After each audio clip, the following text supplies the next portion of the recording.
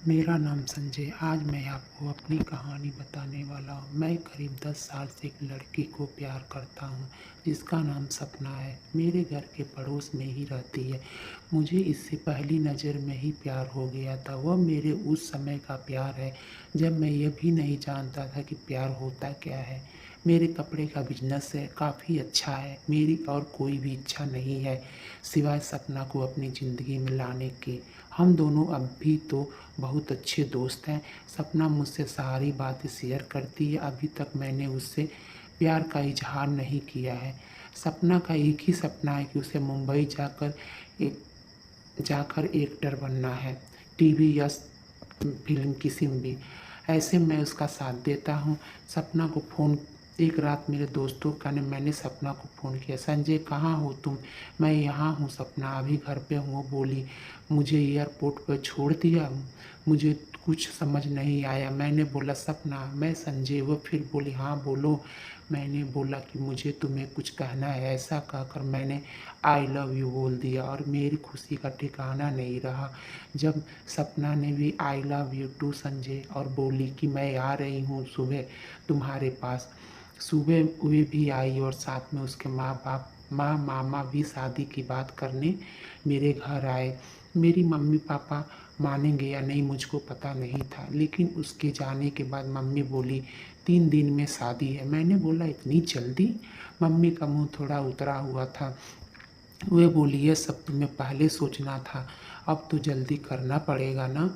मुझे घर वालों का रिएक्शन समझ नहीं आ रहा था, लेकिन मैं इस बात से ज़्यादा खुश था कि मेरी शादी सपना से हो रही है। जल्दी मैं क्यों हो रही है इसका मुझे पता नहीं था, लेकिन मैंने मना नहीं किया। शादी को अभी 3 दिन थे। मुझे सपना की आंखों में अलग सा प्यार दिखाई दे रहा था। ऐसा मैंने पहले कभी नहीं देखा था। हमारी शादी हो गई।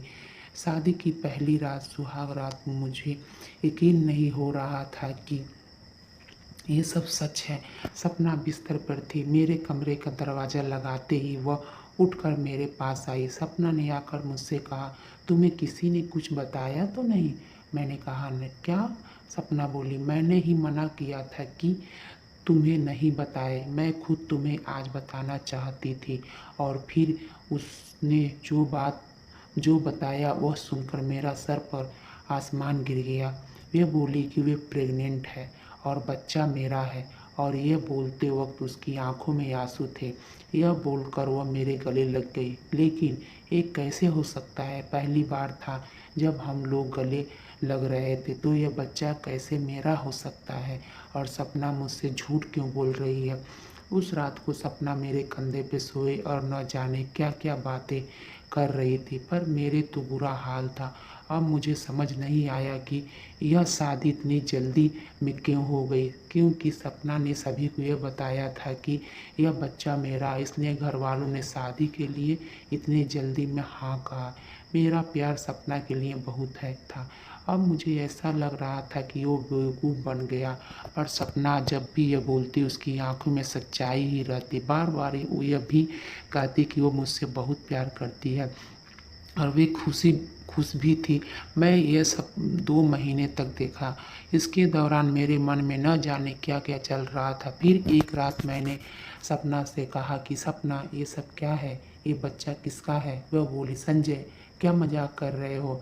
मैंने बोला सपना तुम मुझे सच बता दो, तुमसे प्यार करता हूँ। ये बच्चा किसका है? मैं इस बच्चे को अपना लूँगा। वो रोने लगी, बोली क्या बोल रहे हो तुम? मुझे ऐसा समझते हो? क्या कहना चाहते हो? यह तुम्हारा नहीं है। उस रात मेरे सब्र का बांध टूट गया और मैंने सपना को उसके घर भेज दिया। सपना उसी समय रोते अपने घर चली गया। हमारे घर में सबको यह बात पता चल गई। सपना मेरे प्यार का फ़ायदा उठा रही थी। फिर एक दिन जब सपना अपने घर वालों के साथ डॉक्टर के पास गई, तब एक 55 साल की औरत सपना का पता पूछने मेरी दुकान पे आई। मैंने बोला वह उसका घर है और अभी वह नहीं है। मैंने उससे पूछा आपको क्या काम है? वह बोली कि मैं सपना उस रात एयरपोर्ट से उस दुर्घटना के बाद अचानक चली गई। मैं पूछती हूँ कि वह ठीक है ना? मैंने पूछा कैसी दुर्घटना? वह बोली एक्सीडेंट मेरे बेटे संजय का। मैंने पूछा संजय? वह बोली हाँ, मेरा बेटा संजय और सपना एक दूसरे से प्यार करते थे। दोनों शादी करने वाले थे। सपना के साथ मैं और संजय सपना के घर आ ही रहे थे कि रोड क्रॉस करते वक्त मुझे बचाने के लिए मेरा बेटा एक बड़ी बस के नीचे आ गया। एक्सीडेंट इतना भयानक था कि वो उसी समय चल बसा। सपना वहाँ से चली गई। यह देख देख के आई कि वह ठीक है ना। अब मुझे यह समझ आ गया, सपना जिससे प्यार करती थी उसका भी नाम संजय था और उसकी आंखों के आगे वह चल गया। इस बात से उसकी उतना सदमा लगा कि वे इस मानने को तैयार ही नहीं है कि वो इस समय सदमे में है और मुझे ही संजय मान रही है, जैसे बचपन में अपने मामा को पापा मान रही थी। इसलिए उसकी आंखों में सच्चाई दिखाई दे रही है। मैंने भी ठीक उसी समय उसे फ़ोन किया था और प्रपोज किया था, इसलिए वह इस तरह से बात कर रही थी। उसकी आंखों में जो प्यार था वह इस संजय के लिए नहीं बल्कि उस संजय के लिए है। मैंने उन्हें सपना से मिलने नहीं दिया और कहा कि आप जाएं, मैं उसका पति हूँ, मैं उसका ख्याल रख लूँगा। मैं नहीं चाहता कि सपना को वह सब बातें दोबारा याद आए। सपना जब घर आई तो मैं उसके पास वापस गया। मैंने बोला सॉरी सपना। वो रोने लगी, बोले तुम्हें इस हालत में मुझे खुश रखना चाहिए और तुम मुझे रुला रहे हो।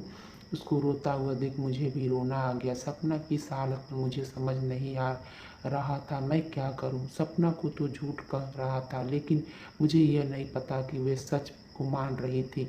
मैंने सपना को मनाया और अपने साथ घर वापस ले आके अब मैं उसे अकेले नहीं छोड़ सकता। मैं जानता हूँ मुझसे नहीं संजय से प्यार करते, लेकिन मैं तो उससे प्यार करता हूँ और अभी उसे इस हालत में अकेले नहीं छोड़ सकता। सपना भी मेरी और मैं उसका बच्चा